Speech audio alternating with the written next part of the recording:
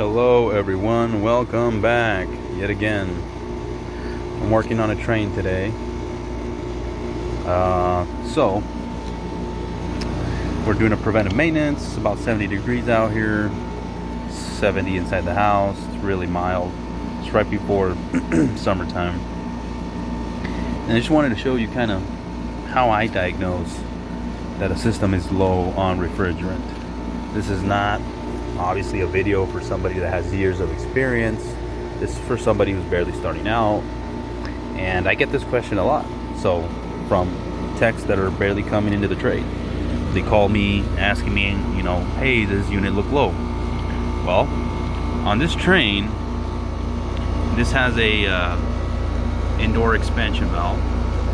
If you see, the subcooling is 10 plus or minus 3 degrees. What that tells you is how much refrigerant is in the liquid side.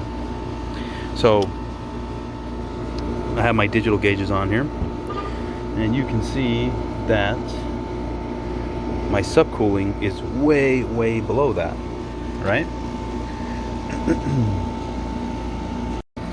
With that being said, you also want to confirm how the other side of the circuit, refrigeration circuit, is doing, and that would be the suction side. So we see here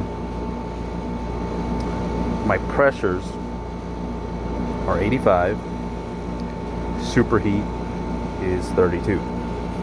So we go to the manufacturer's chart here and we look at the suction portion, which is here. Under 70 degrees, you see there's 70 outdoor temperature, and then you get the wet bulb temperature, which is 59. And then you kind of go up. 59 is that bottom line here, the bottom line that's going kind of diagonally here. So you go from 70, you go up to that line, and then you kind of go all straight over. So if you see that, my suction should be around 110, between 105 and 110, and it's 86, right? So there you have proof on both sides of the refrigeration circuit. It's telling you that it's low, right? The subcooling is low because it should be, I believe, what it was, a 10? Yeah, 10. Minimum of 7. So if it's not 7, then you're low on the liquid side. And according to this graph, this chart here, it's also low on the suction side.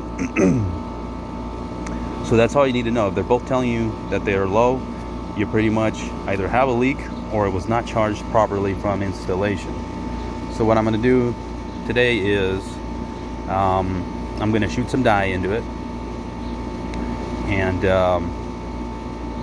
do a follow-up, see if there's a leak, and fix that leak. And if there's not, well, then it just wasn't charged from the get-go. Okay? But anyways, that's how I that's how I check if a system is low, and it's a really good way. So you kind of check in a couple spots, right? You check the subcooling of the AC, you check the chart, and you check both sides. And if they're both telling you that they're low, then it's low. Alright. Well, thank you for watching.